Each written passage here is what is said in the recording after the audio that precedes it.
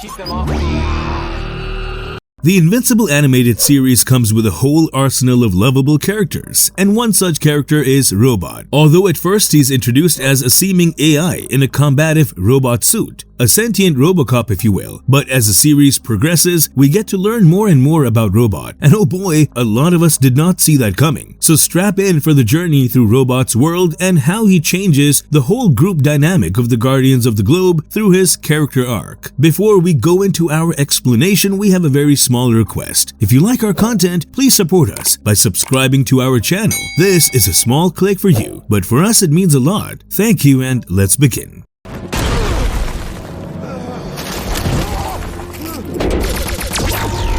Who is Robot from Invincible? Now before we get into his character arc from the animated show, let us learn a little bit more about him. At first, when we see Robot, he is the part of and the leader of the group Teen Team.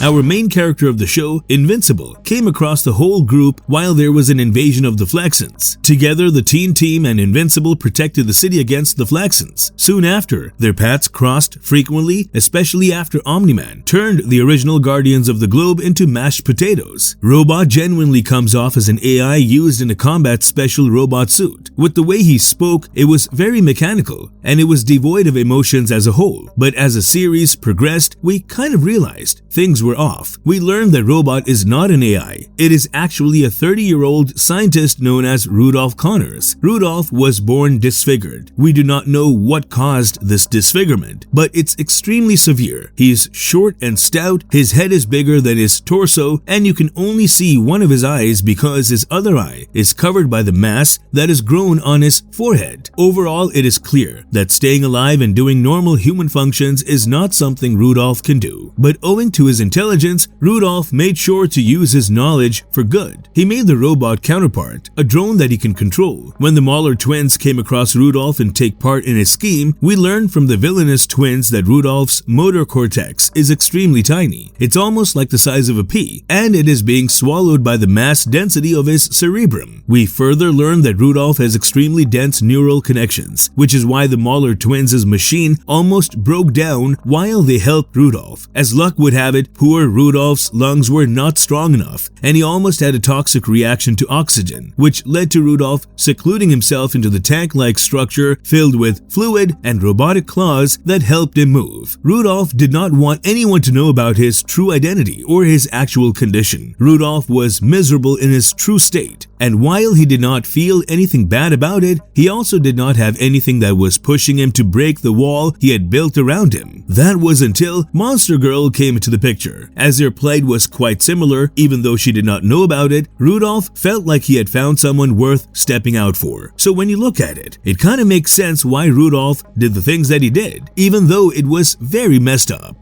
Robot's evolution. The complex story arcs of a scientist superhero. Now that we know who Robot is, let us look into the episodes of Invincible and how his story arc is in the series. The first time Invincible and Robot met, Flaxins are an alien species that have tried to invade Earth quite a few times in the Invincible comic series. In the animated series, when the Flaxins first invaded Earth, Teen Team and Invincible showed up together to protect the people. Robot was running analytics, and he was the one who was trying to point out whether the heroes would be able to fight off the invaders or end up overwhelmed. Sadly, Robot was right about the heroes being overwhelmed. The Flaxins kept pouring in and simply would not stop. Right when all hopes were about to be lost, the invaders gave up and started running away. While having the threat retreating would be something to celebrate, Cecil Stedman did not think so. He pointed out to Robot that 338 lives were lost, and Robot mentioned how he had about 6 different ideas as to why the Flaxins left in such a hurry. He pointed out that one of the tanks that the Flaxins had brought was completely corroded and oxidized, which would make no sense unless time moved faster for the Flaxins while they were on Earth. This scene showcased Robot's deducing skills and made it evident why he was the leader of the Teen Team. Cecil asked Robot what he thought about Invincible, and Robot made it clear that while Invincible had potential, he was unprepared, which is not good. Cecil does not say anything about Robot's comment and simply tells him that he might need his help in the future and leaves. However, the Flaxins were not done with the team yet. While Rex was trying to comprehend how Adam, Eve, and Invincible knew one another, Robot informed them about the Flaxins who had returned again, but this time with superior weaponry. This time, the Flaxins seemingly had found a way to stop themselves from aging, which made the fight more difficult. The leader of the Flaxins was almost about to kill Adam Eve when Invincible punched the leader to protect her. His punch broke the bracelet that the leader was wearing, making him age rapidly. This led to the Flaxins retreating again. I would love to say that this was the last time we saw the Flaxins, but no. Being a strict believer of the third time being the charm, the Flaxins showed up again, and this time they were immune to the time stream. The sheer force that they brought was quite overwhelming. But luckily, Omni-Man showed up on time, and with his help, the superhero team was able to push back the Flaxins. That is when Cecil showed up again. This time, he complimented Robot and his ability to manage a superhero team. He offered Robot a job at the GDA, answering directly to Cecil with the task of making a new superhero team. Robot is definitely a little surprised because he assumed that Omni-Man would be the better pick for this, but Cecil was adamant about wanting Robot instead because even though he had worked with Omni-Man for years, Omni-Man was not very good with taking orders from Cecil. Considering everything, Robot accepted the job.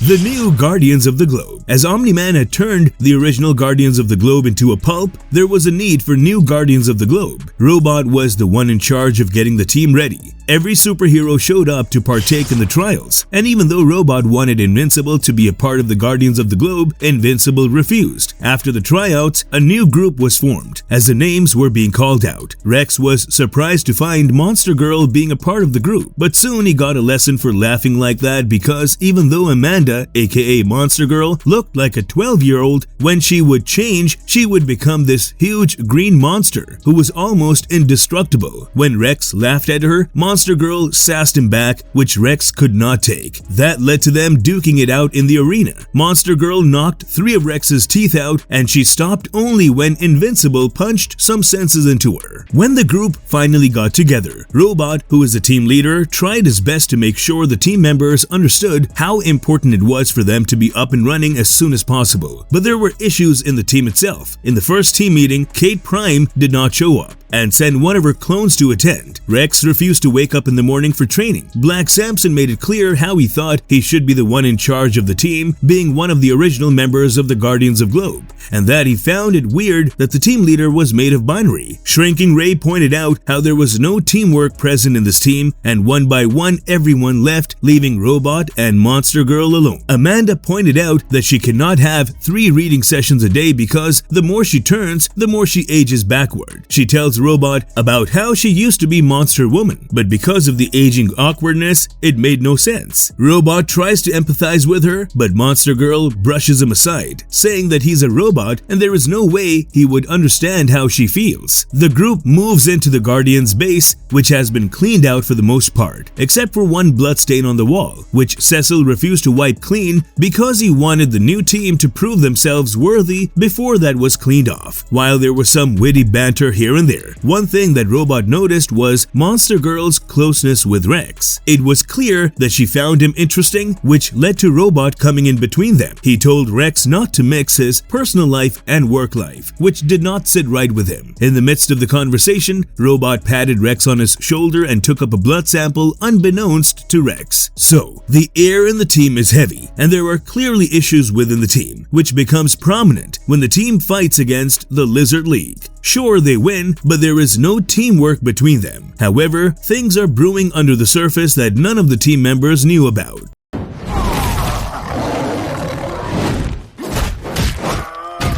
Fight with Battle Beast. Invincible was asked by Titan to go up against Machine Head, and when Invincible was defeated, an anonymous call was sent to Cecil. He sent the new Guardians of the Globe to fight against the villains that Machine Head had hired. The Guardians were clearly not prepared for what they were about to face off against, and it became clear how quickly they were getting defeated. However, things changed suddenly when Invincible got a hole through his abdomen by Battle Beast. That led to Black Samson attacking Battle Beast, who immediately broke off his wrists and crippled him. Monster Girl tried to attack Battle Beast when she saw Black Samson fall, but Battle Beast was relentless and soon defeated Monster Girl. Seeing Amanda in such a dire state, Robot found this new vigor to go up against the villains. He shoots at them, and as the rest of the team looks at their fallen teammates, the whole group decides to go all out. This worked because they ended up defeating everyone except Battle Beast, who left because he found no honor in killing insects.